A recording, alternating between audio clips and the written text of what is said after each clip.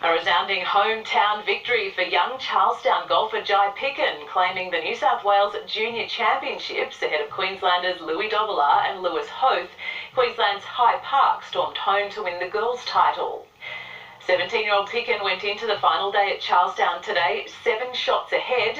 The Year 12 student put in a composed final round on a very familiar course, carding a final round 69 to claim the trophy by an incredible 13 shots. The Newcastle Jets are looking to step up pre-season training as they head north for a community tour. Fresh from victory at the Super Champions Cup in China, some of the more familiar faces will join teammates for the visit to Foster and Port Macquarie. Bernie will, will regather the troops. We'll obviously have a couple of the older boys that didn't travel with us to China that will rejoin the group. So we'll pretty much have the basis of the squad that we'll see for the A-League seasons. It'll be a chance for the largely unchanged team to get some fitness back after the grand final.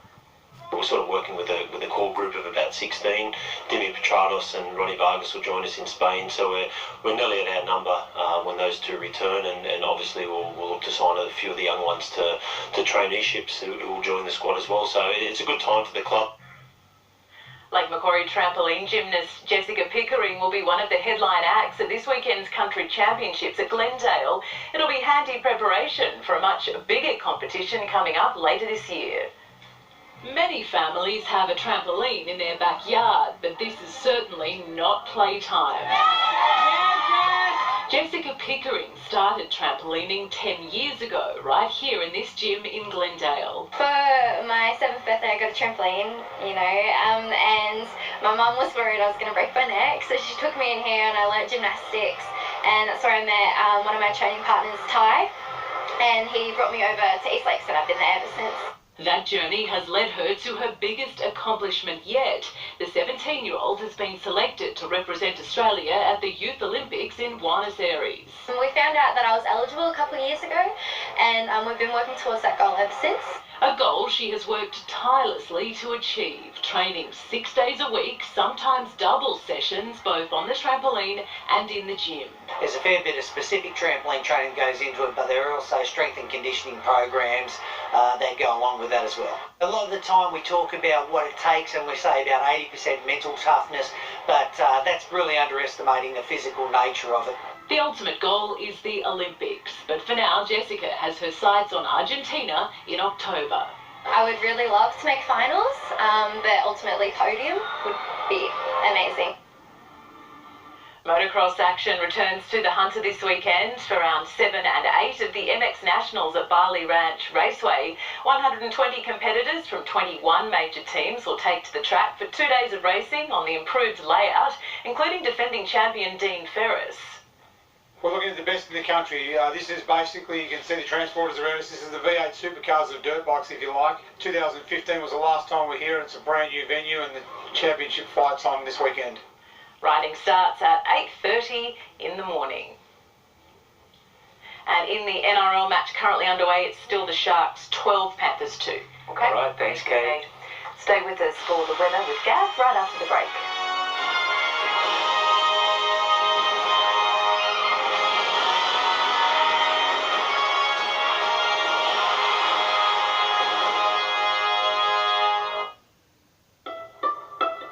In the future, the SUV is intelligent. It sees things before you see them. Knows things before you know. It reads between the lines and creates spaces to grow into, because the one sure thing about the future, it always becomes the present. Brand new Mazda CX-8 diesel, future ready. The Choices Flooring's 15-day sale is now on. With up to 20% off a great range of flooring, you're sure to find the floor you've been searching for. But hurry, sale must end July 15. To find out more, visit choicesflooring.com.au. Yo, look at that, a crumpy. That must be how to get 98% fat free. And a six-pack is only $1 crumpy. Aldi, good different. Maitland Astor's massive 3-day clearance event is on. Over $5 million of new Mazda reduced, including new BT50 with over $5,000 in savings. But be quick, Friday, Saturday, Sunday only at Maitland Mazda.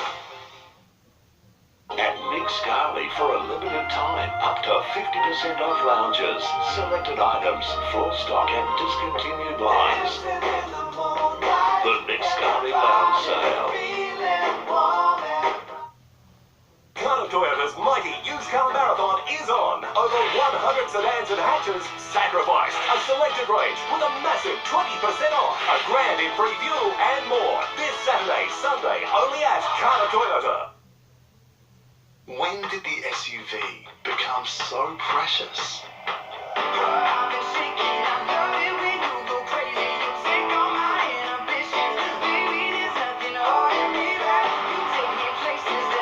Free your SUV.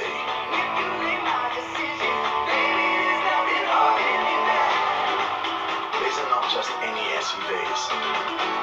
These are Ford SUVs.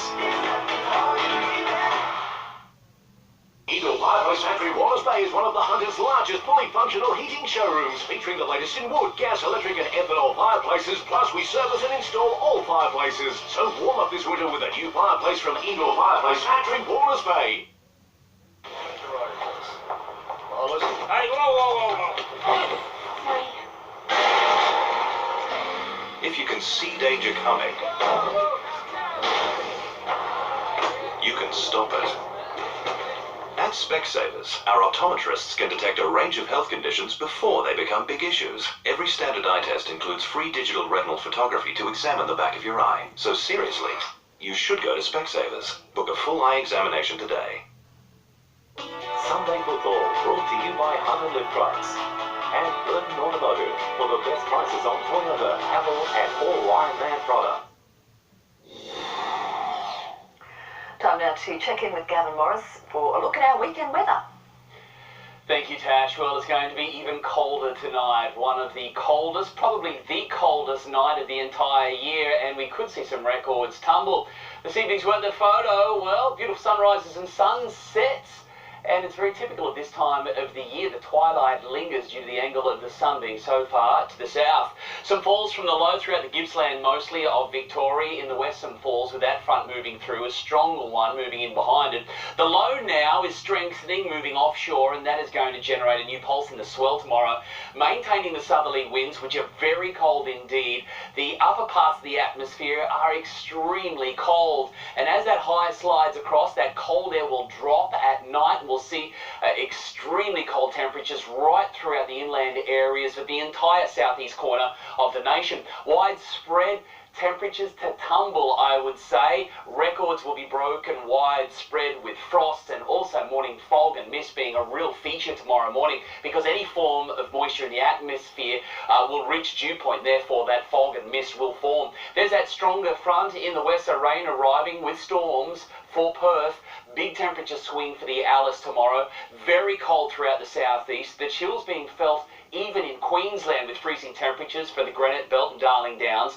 Freezing this morning and only tops of about 16, 17 mostly throughout today. Humidity count is down. The westerly winds still hanging in there. Light tomorrow. They'll strengthen a little bit out of the southwest, particularly offshore.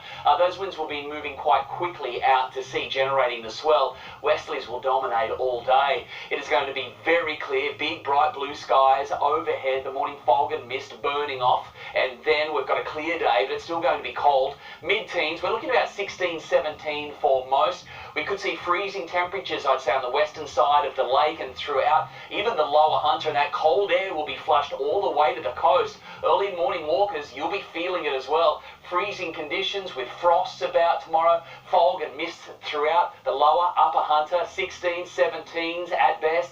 Even though we've got the sunshine, it's going to remain quite cold throughout the day. Swell is up, pulsing in. Great looking day for surfers, but it's certainly going to be icy out in the water for early morning board riders wanting to get in before the tide peaks at about 17 past 9. The low there at 10 to 3. It's a new moon this weekend, so dark at night, incredibly clear skies overhead.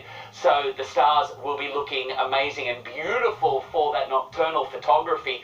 Clear and cold, a little bit of warmth as we move into early next week. But overall, it is going to be very cold.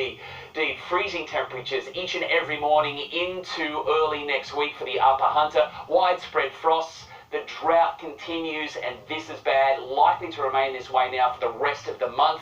How's that for a long-range forecast for the Central Coast? Clear, dry, sunny, and hardly a cloud in sight.